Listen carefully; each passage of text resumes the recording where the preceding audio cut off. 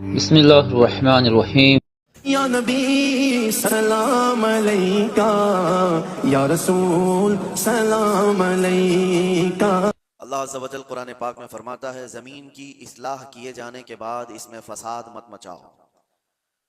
फ़साद क्या है? इंसानों का जीना तंग कर देना, किसी भी एतबार से हो, हत्ता के रास्ते में कचरा डालना, ये भी एक फ़साद है। लोगों के चलने फिरने के लिए तकलीफ दे चीज़ कोई रख देना, ये भी फ़साद है ज़मीन पर। और अल्लाह तबारक व तआला इसको सख्ती के साथ मना फरमाता है कि ज़मीन में फ़साद मचाने वाले अल्लाह को पसंद नहीं है। मुझे यहाँ बात यह अर्ज़ करनी है कि इस्लाम वो अजीम दीन है जो दुनिया से फितने और फसाद को ख़त्म करने के लिए आया। किसी की बालादस्ती, किसी की ज़बरदस्ती इस दीन पाक में नहीं है। आपको अंदाज़ा हो तो मैं बताऊं, ईरान के एक बादशाह के पास नबी पाक सल्लल्लाहु अलैहि वसल्लम के एक सहाबी गए, सफ़ीर बन करके गए थे। तो बादशाह ने पूछा कि कौन सा दीन तुम लोग लेकर के आए?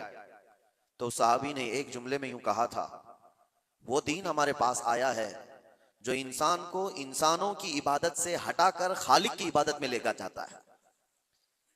इंसान को इंसान की बालादस्ती या उसकी तमाम तर महकूमियत से हटाकर अल्लाह अज़्ज़ा वजल की बारगाह में सरनिगू करता है। अब मामला यह है कि लोगों ने अपने अपने ख्यालात से इस्लाम की तस्वीर अपने दिमाग में बना ली है। हर कोई ये समझता है कि इस्लाम इस तरह से है, इस्लाम इस तरह से है। इसी वजह से कुछ ऐसे इंसिडेंट पेश आते हैं जो अपने राय से और अपने दिमाग से कुछ मुसलमान कर जाते हैं। एक बात याद रखें, वो इस्लाम नहीं हो सकता, किसी मुसलमान का काम हो सकता है। इस्लाम वही है जो रसूलुल्लाह सल्लल्लाहु ताला अलैहि वसल्लम से साबित हो और उनके सहाबा ने करके दिखाया, वही इस्लाम है। आज पूरी दुनिया जिस तरह से टारगेट पर रखी हुई है, ये मुसलमानों के कामों की वजह से, इस्लाम के तालीमात की वजह से नहीं। काश अगर वो इस्लाम की सच्चाइयों को पढ़े होते तो उन्हें अंदाजा होता कि इस्लाम ये है नहीं, लेकिन ये काम जो हो रहा है ये किसके थ्रू हो रहा है। जो जुल्म, जो फसाद, जो फितना पूरी दुनिया में मचाया जा रहा है, अगर वो किसी व्यक्ति के जरिए से, किसी इंसान के जरिए से है तो ये उसका अमल है, उसके दीन का नहीं, क्योंकि वो दीन का ठेकेदार नहीं है। अगर कोई मुसलमान शराब पीता है और उसमें मस्त होकर लोगों से लड़ता भिड़ता है तो ये उसका अमल है, ये दीन का हिस्सा नहीं। अगर कोई ताश के पत्तों पर बैठा पूरी पूरी रात गुजारता है तो ये उसकी बदकिरदारी है, उसके बद अखलाक है, इस्लाम का यह हिस्सा नहीं, इस्लाम ने उसे दिया ही नहीं है। कोई नौजवान आवारा बिगड़ा हुआ लड़कियों की तरफ गलत नजरें मारता है और पाकबाज खवातीन की जिंदगी के लिए वो दुश्वार बन गया है, तो वो शैतान है, वो इस्लामी हिस्सा नहीं है। इस्लाम की तालीमात में ये नहीं है। रब तबारक व तआला ने जो दीन हमें अता फरमाया रसूलुल्लाह सल्लल्लाहु अलैहि वसल्लम के जरिए से, वो इतना पाक है, इतना पाक है कि इस पूरी कायनात में इस्लाम आया ही है फितना और फसाद और हर बुराई को खत्म करने के लिए। क्या वजह है कि जिस दौर में इस्लाम की तबलीग व इशाअत हो रही है, मक्का मुकर्रमा में कौन से लोग थे हुजूर पाक सल्लल्लाहु अलैहि वसल्लम के मुखातब? वहां पर कौन लोग थे? वही लोग तो थे जो शराब नोशी में फख्र करते थे, जुआबाजी उनका शियार था, औरतों को बाजारों में लाकर नीलाम कर देते थे, बच्चियां पैदा हो तो गर्दन मरोड़ कर दफन कर देते थे। ये वही लोग तो थे उस वक्त। लेकिन नबी मोहतरम सल्लल्लाहु ताला अलैहि वसल्लम की तबलीग व इशाअत के बाद एक एक बुराई का खात्मा हुआ या नहीं? पूरी तारीख इसकी गवाह है। एक एक बुराई खत्म होती चली गई। जिस मक्का में पैदा होने वाली बच्ची का गला घोंट करके दफन कर दिया जाता था, उसी मक्का से मेरे आका ऐलान फरमा रहे हैं औरतों के हुकूक के मुतालिक कि औरत अगर तुम्हारी एक बेटी हो, उसकी परवरिश करके तुमने सही जगह उसको शादी करके दे दिया, तो हुजूर फरमाते मेरी शफाअत उस पर वाजिब है, मैं उसे जन्नत में ले जाने की जमानत देता हूं। बेटी का हक ये बताया उसी मक्का मुकर्रमा में जहां लोग अपनी माँ और अपनी बहनों को बाजारों में नीलाम कर देते, मेरे आका सल्लल्लाहु अलैहि वसल्लम ने इस बुराई का खात्मा फरमाया। इरशाद क्या फरमाया कि अल जन्नतु तहत अक़दामिल उम्महात। तुम क्या समझते हो औरतें बाजारों की जीनत है? तुम्हारी अगर माँ है तो उसके कदमों में तुम्हारी जन्नत है, बहन है तो तुम्हारे हक में उसकी दुआएं कबूल है, बीवी है तो उसको एक लुकमा खिलाना सदक़े का सवाब है। औरतों के हुकूक बयान किए। जहां बच्चों पर जुल्म होता था, नबी मुहतशम सल्लल्लाहु ताला अलैहि वसल्लम ने उसको खत्म फरमाया। बूढ़ों के लिए, बेवाओं के लिए, बेवाओं को तो माशरे में रहने नहीं दिया जाता था, उनके लिए अलग बस्तियां हो जाती थी। शगुन अब शगुन ये भी हमारे इलाके में भी पाए जाते हैं सब चीजें। किसी औरत का शोहर मर जाए, सती की रस्म यहां पर भी हुआ करती थी, औरत को शोहर के साथ जला दिया जाता। मगर नबी करम सल्लल्लाहु ताला अलैहि वसल्लम ने बेवा औरत के हुकूक को सिर्फ बढ़ाया नहीं, आपने जितने निकाह फरमाए सिवाय उम्मुल मोमिनीन आयशा सिद्दीका के, ये सारी बीवियां आपकी बेवा ही हैं। बेवा को हुजूर सल्लल्लाहु अलैहि वसल्लम ने, बेवा हैं या मुतल्लका हैं, हुजूर पाक सल्लल्लाहु अलैहि वसल्लम ने अपने हरम की जीनत बनाई, बल्कि करोड़ों मोमिनों की उनको मां का दर्जा अता फरमाया। एक एक बुराई का खात्मा करने के लिए इस्लाम इस रोए जमीन पर आया। लेकिन अफसोस ये है मेरे अजीजों, हालात इस तरह करवट ले चुके। बहुत पहले एक शायर ने कहा था बारगाह मुस्तफ़ा सल्लल्लाहु अलैहि वसल्लम में अर्ज करते हुए, ए खासान रसूल वक्त दुआ है, उम्मत पे तेरे वक्त अजब आके पड़ा है। जो दीन निकला था अपने देश से, अपने वतन से, आज वो परदेश में गरीबुल गुरबा है। ये दीन बड़ी शान से निकला था अपने वतन से और हर किसी ने इसको गले लगा लिया था, और आज ये अपने ही लोगों के दरमियान अजनबी बन चुका है। ये दीन इस्लाम अपने ही लोगों के बीच में अजनबी बना हुआ है। तवज्जो चाहता हूं मेरे अजीजों, इस्लाम की इस अजीम छवि को, इस अजीम सूरत को मस्ख करने के लिए सिर्फ गैरों ने नहीं, जुब्बा टोपी पहनने वाले, दाढ़ी रखने वालों ने भी बदनाम करने में कसर नहीं छोड़ी। आज हिंदुस्तानी नहीं, पूरी दुनिया जिन मजाहिर को देख करके खौफजदा होती है, जिसको दहशतगर्दी कहा जाता है। दहशत ये एक वर्ड है, दहशत डर को कहते हैं, खौफ पैदा करना।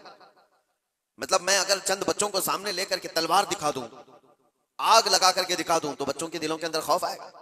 इसको कहते हैं डर पैदा करना, यही वर्ड है दहशतगर्दी। इसी को आतंकवादी कहा जाता है, आतंकवाद भी इसी को कहा गया कि डर पैदा करना लोगों के दिलों के अंदर। टेररिज्म उसको इंग्लिश में, कि लोगों को खौफ का माहौल बना करके रखना, कि डरते रहे लोग। क्या ये इस्लाम का हिस्सा है? लोगों के अंदर डर पैदा करना, खौफ पैदा करना। मैं तुम्हें बताता हूं, आम लोगों की बात तो छोड़ो, रब तबारक व तआला अपने हबीब सल्लल्लाहु तआला अलैहि वसल्लम को क्या फरमाता है?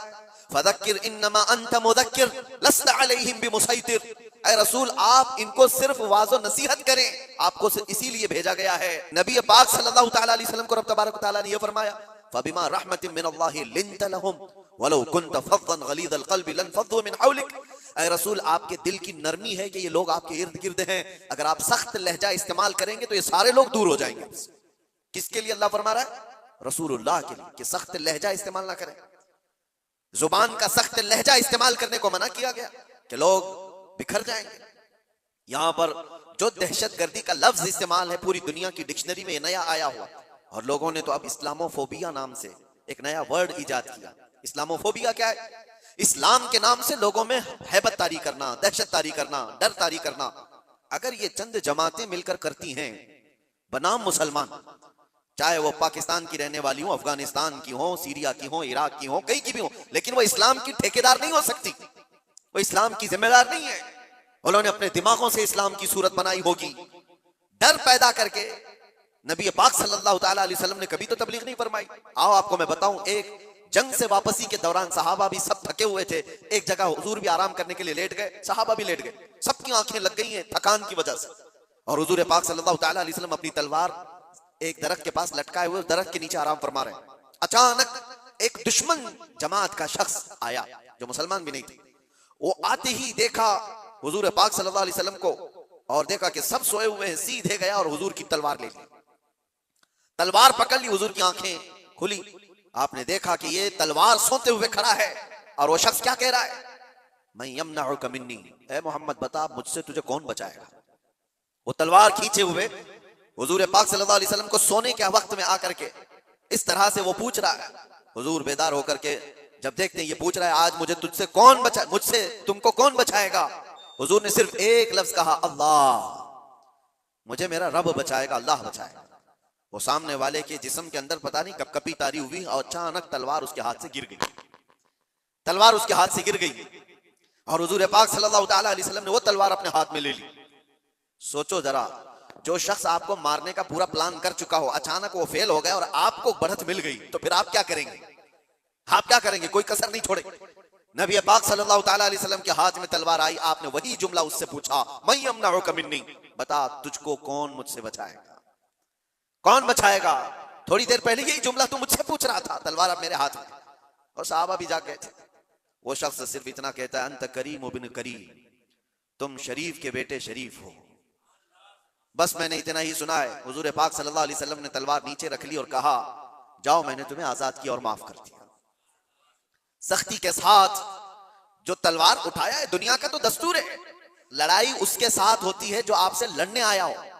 अपने डिफेंस में आदमी लड़ता है, लेकिन यहां मेरे मुस्तफा सल्लल्लाहु अलैहि वसल्लम ने उसको दरगुजर किया जो आप पर तलवार उठाया हुआ था।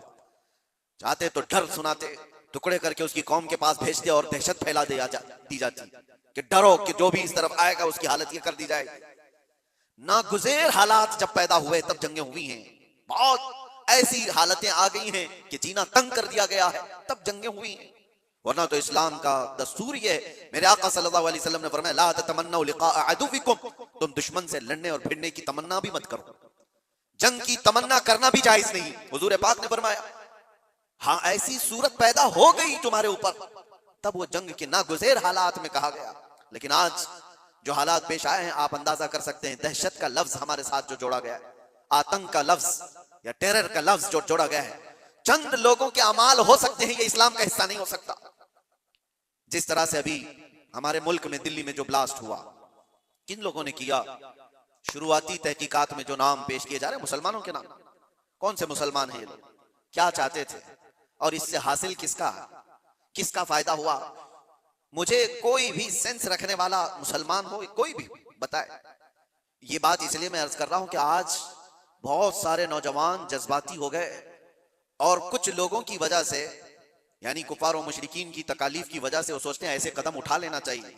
मैं उनसे कहता हूं एक बात याद रखना, एक्सट्रीमिज्म, शिद्दत पसंदी दूसरी शिद्दत पसंदी को जन्म देती है। ऐसा नहीं कि तुम तशद्दुद करोगे तो सामने वाला तशद्दुद नहीं करेगा, तुम एक करोगे सामने दो करने वाले होंगे, तुम दो करोगे चार की शिद्दत और हो जाएगी। ये हल नहीं है दुनिया में। जिन नौजवानों ने ये रास्ता इख्तियार किया, अगर मेरी बात को सुनते हैं तो तवज्जो चाहता हूं, किसका भला किया है? इन जमातों ने इस तरह के कत्ल और गारत से, इस तरह के ब्लास्ट से किसका भला किया है? उम्मत का, इस्लाम का, मुसलमानों का, मुल्क का, किसका? किसी का नहीं। ना हक रास्ते में चलने वालों की जानों को लेना। कुरान कहता है मन क़तल नफ्सन बिगैरि नफ्सिन औ फसादिन फिल अर्द फकअन्नमा क़तल अन्नास जमीआ, जिसने नाहक एक जान को कत्ल किया है उसने पूरी इंसानियत को कत्ल किया। छठे पारे में रब ताला फरमाता है उसने पूरी दुनिया का कत्ल किया है। लोग क्या समझते हैं ये ब्लास्ट कर लेना, किसी भी इलाके में जाकर के बारूद से उड़ा दिया जाना, इसको जिहाद से ताबीर करते हो? जिहाद की वो जो आला और पाकीज़ा सूरत है उसको मस्ख करते हैं, उसको लोगों के दरमियान बुरी शक्ल पेश करने के लिए। मैंने तो कभी आज तक ये महसूस भी नहीं किया। इराक के भी बहुत सारे सफर किए। चंद सालों पहले पूरी दुनिया में ISIS ने अपनी दहशत पैदा करके रखी थी। क्या थी ये जमात? कभी भी करीब से देखने वाला और पढ़ने वाला समझ सकता था इस्लाम की बू बास भी इन्हें नहीं लगी। जो 12 साल की 13 साल की लड़कियों को इराक की मंडियों में ले जाकर के बेचते हो, छोटी लड़कियों को, वहां के हालात हमें पता है, और उनकी तरबियत ऐसे करना, पूरा पेट्रोल की चोरी करना, दुनिया में बेचना, और ये कत्ल गारत और ये जो फसाद मचाया था, इस फसाद का नाम इस्लाम हो ही नहीं सकता। और इसीलिए मैंने सबसे पहले आयत क्या पढ़ी, वला तुफसिदू फिल अर्दि बअद इस्लाहिहा। रब ताला फरमाता है इस पूरी जमीन पर कहीं फसाद मत मचाओ इसकी इस्लाह किए जाने के बाद। अरे मियां यहां कचरा डालने की इजाजत नहीं है, तुम खून बहाने की बात करते हो। हाँ, मोहम्मद अरबी सल्लल्लाहु तआला अलैहि वसल्लम का वफादार जो होगा, अरे शेर तो मैदानों में लड़े जाते हैं, मुकाबला होगा तो मैदानों में मुकाबला होता है। यूं नहीं होता कि नाहक कोई भी रास्ता चलने वाले की जान ले ली जाए और उसको कहा जाए कि ये जिहाद है, ये जंग है, ये बदला है, ये इंतकाम है। हरगिज़ नहीं। मैं सख्त मजम्मत करता हूं ऐसी तमाम गतिविधियों का। कोई भी नौजवान इस तरह की हरकतों में मुलव्विस होता है तो जानते हैं इसका नुकसान कितना लंबा होता है, कितना लंबा नुकसान होता है। उन जालिमों ने जो कुछ भी किया, चंद महीनों पहले कश्मीर में जो हुआ था, पहलगाम में चुन चुन करके जिन लोगों को मार दिया गया था, वो जो सैरो सियाहत के लिए गए थे वो किसके दुश्मन थे? किसके दुश्मन थे? जिनको उन्होंने पकड़ पकड़ करके नाम पूछ करके मारा, वो किसके दुश्मन थे? क्या इस्लाम के दुश्मन थे, मुसलमानों के दुश्मन थे, या तुम्हारे कुरान हदीस किसी की दुश्मनी की थी जिनको पकड़ के मारा गया? क्या इस्लाम में इस बात की इजाजत है कि कहीं पर भी कोई घूमने आए और उसको मार दिया जाए? उन जालिम कुत्तों ने जिन लोगों को मारा, उसके बाद जो दहशत फैलाने की कोशिश की, उसका असर क्या होता है दुनिया में और दूसरी जगहों पर? गैर मुस्लिमों के पास यही मैसेज जाता है कि ये इस तरह तनहा पाकर कहीं पे भी कत्ल कर सकते। पूरे मुसलमानों को उन्होंने खतरे में डाला। आज जो हुआ इसका भी असर वही होगा जो 9/11 के बाद हुआ था। आपको पता है 2001 में अमेरिका के अंदर जो बिल्डिंगें गिरा दी गई थी जिसमें 3000 लोग करीब मारे गए थे, वर्ल्ड ट्रेड सेंटर पर जो हमले हुए थे, उसकी तहकीकात हुई। उसके बाद फिर कई सालों के बाद अफगानिस्तान से जिम्मेदारी कबूल की एक जमात ने कि इसको हमने किया, लेकिन उसका असर क्या हुआ जानते हैं? तकरीबन 11-12 साल तक उस शहर में ऐसे हालात हो गए थे कि मुसलमानों का जीना तंग हो गया। कोई देखना नहीं चाहता था किया किसने, लेकिन कसूर भर कौन रहा है? इसलिए मेरे अजीजों, कोई एक नौजवान अगर ऐसी हरकत करता है, अभी जैसे तहकीकात में ये बात आती है कि ये डॉक्टर पेशे से ताल्लुक रखने वाले लोग थे, शुरुआती तहकीकात ये बता रही है कितना अजीम पेशा था जिसको इख्तियार किया गया। ये बातें मैं इसलिए कह रहा हूं कि बहुत सारी जगहों पर हो सकता है कि पॉलिटिकल बनाया गया हुआ कई जगहों पर होता है, लेकिन मैं ये जानता हूं ये चीजें जो ये हरकतें हुई हैं, रियल कुछ लोग इसमें मुलविस होते हैं, क्योंकि जेलों में मैंने देखा है पुलिस एटीएस सबको यूं ही उठा करके नहीं भर देती, इनके हालात होते हैं, हमने खुद देखा है, इनसे बात भी किया है। एक बात मैं आपको बता देता हूं, पुलिस से तो वो अपना जुर्म छुपा सकता है, कैदियों में आपस में तो अपना जुर्म बताता ही है क्या क्या किया था। हमें पता है क्या क्या प्लानिंग किए जाते थे। पहले हम भी यही समझते थे कि ये सारा का सारा फेक होता है, मुसलमानों को फंसाने के लिए किया जाता है। नहीं, सब फेक नहीं होता, कुछ मुलविस होते हैं, प्लानिंग में इस तरह के शरीक होते हैं। अब मैं नहीं जानता कि वो किस तरह के मुसलमान हैं जो इन चीजों में मुलविस हो जाते हैं, उनको कौन डाइवर्ट करता है, कौन फंडिंग करता है। ये सब हुकूमत के और डिपार्टमेंट के काम है कि इन लोगों को अमन को नुकसान पहुंचाने वाली ऐसी हर चीज को वो रोकें। इसका असर अब क्या होगा? क्या हमारे बच्चे जो डॉक्टर बनना चाहते हैं वो किसी भी कॉलेज या यूनिवर्सिटी में जाएं तो क्या उनको शक की नजर से नहीं देखा जाएगा? ये भी डॉक्टर बनकर के कहीं ऐसा ब्लास्ट तो नहीं करना चाहता है? उन जालिम कुत्तों ने अपनी हरकतों से कितने बच्चों की जिंदगी को दांव पे लगाया है, और फायदा किसका किया है? किसका फायदा किया? मैं महसूस करता हूं मेरे अजीजों, ये अगर इस्लाम का नाम लेकर के या बदला लेने की बात करके इस तरह की हरकत करते हैं तो आपको अंदाजा है कल अगर उस इलाके में मैं होता या आप भी होते तो भी उड़ गए होते ना, मर गए होते हैं। उन्होंने किसी को नहीं देखा है कि चलने वाला कौन है, क्या है। क्या यही इस्लामी जंगों का निजाम है? क्या ये रसूलुल्लाह सल्लल्लाहु तआला अलैहि वसल्लम की तालीमात का कोई एक हिस्सा है? सुनो, मेरे आका सल्लल्लाहु तआला अलैहि वसल्लम प्रॉपर जंग में भी जब भेजते थे तब भी सहाबा को फरमाते थे रास्ता चलते हुए कोई बैठा हुआ आदमी हो तो उसकी तरफ तलवार नहीं उठाना। मेरे आका सल्लल्लाहु अलैहि वसल्लम, ये तो जंग की हालत भी नहीं है अभी हमारी, कहीं नहीं जंग की हालत में है हम लोग, जंग की हालत में नहीं, प्रॉपर जंग जहां हो रही होती वहां के लिए भी मेरे आका फरमाते कि वहां के बूढ़ों के साथ कोई बदतमीजी ना हो, औरतों के साथ लड़ाई ना हो, हामिला औरत है तो उसको छुआ ना जाए, उनको कैदी नहीं बनाया जाए। और ये तो छोड़े, नबी पाक सल्लल्लाहु अलैहि वसल्लम अपने सहाबा को जब भेजते तो ये भी तालीम देते कि जिस इलाके में जा रहे हो उनकी जो भी इबादत गाह है, इबादत गाह को तोड़ फोड़ नहीं करोगे, वहां के दरख्तों के पत्ते नहीं उखाड़ोगे, जो तुमको मारने की कोशिश किया उसके साथ तुम्हारी लड़ाई होगी। ये निजाम था। और यहां बैठे बैठे किसी को उड़ा देना, इस्लाम से कोई, मेरी इन बातों को कुछ लोगों तक मुझे पता है पहुंचती होंगी और वो शिद्दत पसंदी में कहते हैं कि शायद ये भी यहाँ की मसलहत पसंदी और हिकमत पसंदी के एतबार से बात कर रहे होंगे। हमको ये सारी मसलहत पसंदी की जरूरत भी नहीं, हम किसी की जी हुजूरी करने के लिए बात नहीं कर रहे हैं, हम बात इसलिए कर रहे हैं कि मेरे दीन पर जब कभी धब्बा लगने की सूरत आए तो हम चीख करके बोलेंगे, चाहे वो हमारे अंदर मौजूद कोई मुनाफिक हो उसको भी पकड़ करके हम बेनकाब करेंगे कि इसका ताल्लुक मेरे मुस्तफा की जात से हो ही नहीं सकता। इसलिए हमें बोलना जरूरी है, चाहे वो इस्लामी नाम से कोई मुल्क भी हो, पाकिस्तान, अफगानिस्तान, इराक, शाम, कहीं पर भी पनपने वाले, हम सबसे पहले टटोल करके देखेंगे। तुम्हारे चेहरे को देखकर, तुम्हारी दाढ़ी को देखकर, तुम्हारे जुब्बे कुब्बे को देखकर, तुम्हारे निजाम हुकूमत को देखकर हम ये नहीं समझ लेंगे कि ये खलीफा आ गया है, ये इस्लाम का बोलबाला आ गया है। सबसे पहले हम टटोल करके देखेंगे कि इसकी सीरत सिद्दीक़ अकबर से मिलती है या नहीं, फारूक आजम से मिलती है या नहीं, उस्मान और अली से मिलती है या नहीं, इसकी तालीमात में मेरे मुस्तफा का इश्क झलकता है या नहीं। अगर नहीं झलकता हम अपनी ठोकर पर उसको रखते हैं, चाहे वो कितनी ऊंची पगड़ी पहनता हो। हाँ, अगर मेरे मुस्तफा का वफादार है तो किसान का बच्चा भी हो तो हमारे सर का ताज। मेरे अजीजों, बस मैं ये बात इसलिए अर्ज कर रहा हूं कि लोगों ने जो शक्ल बिगाड़ने के लिए कोशिशें की हैं, आप सबकी भी जिम्मेदारी है। आप जानते हो, मैंने कैद की हालत में देखा था कुछ वो लोग जो सिर्फ और सिर्फ सोशल मीडिया पर ऐसे एक्टिव थे कि उनको सारी खबरें मालूम थी कहां क्या क्या हो रहा है। मतलब दूसरे मुल्कों में जो ये टेरर एक्टिविटीज हो रही हैं, सारी चीजें, और वो बंद भी हैं, कैद भी हैं, बहुत सारे ऐसी सारी चीजें मैंने देखा। तो इन चीजों में तुम्हें किसने हुक्म दिया है? अल्लाह ने, रसूलुल्लाह ने, कि तुम ये सारी चीजें करते रहो। नौजवानों, सोशल मीडिया तुम्हारे हाथ में है तो इसका इस्तेमाल भी सही अंदाज से करो। सही तरीकों से करो। जबरदस्ती ऐसे स्टेटस लगाना जो किसी दूसरे के अंदर दहशत पैदा करे, डर का माहौल पैदा करे, हराम है। एक स्टेटस की बात कर रहा हूं। तुम अगर अपनी जात से लोगों को डराते हो तो ये हराम काम कर रहे हो। वजह यह है कि लोग सिर्फ और सिर्फ तुमसे नहीं डरेंगे, पूरे इस्लाम से वो डरने लग जाएंगे, वो मोहम्मद अरबी सल्लल्लाहु अलैहि वसल्लम की तालीमात से डरने लग जाएंगे। माहौल तो ये पैदा करो कि लोगों ने प्रोपेगेंडा फैलाया था मदीने में, कुफार और मुशरिकीन ने, कि मुसलमान ऐसे होते हैं वैसे होते हैं। एक औरत आई अबू बकर सिद्दीक रज़ियल्लाहु ताला अन्हु के पास, यहूदी औरत, कहा मुझे बहुत डर लगता है। डर किसने पैदा किया था? मुसलमानों ने नहीं, कुफार और मुशरिकीन ने प्रोपेगेंडा फैलाया था। यहूदी औरत डर के मारे आई सिद्दीक अकबर के पास, कहती है मुझे मदीने में नहीं रहना, यमन जाना है मेरे रिश्तेदारों के पास, मुझे अमन के साथ भेज दिया जाए। हजरत अबू बकर सिद्दीक ने एक ऊंटनी मंगवाई, 2 जवान सहाबा को बुलाया और कहा इस खातून को सही सलामत यमन तक पहुंचा क्या हो। औरत बैठ गई, वो सोचती रही ये 2 नौजवानों को मेरे साथ कर दिया गया, पता नहीं रास्ते में ये क्या कर डाले। अल्लाह अकबर, तारीख बताती है वो 2 नौजवान सहाबी चलते रहे, वो खातून बैठी रही। जब जब कोई चौकी आती लोग पूछते कौन है, कहां से है, क्या है, वो नौजवान सिर्फ इतना ही कहते सिद्दीक अकबर की मेहमान है, यमन जा रहे हैं और हम सफीर हैं और इनकी हिफाजत के लिए चल रहे हैं।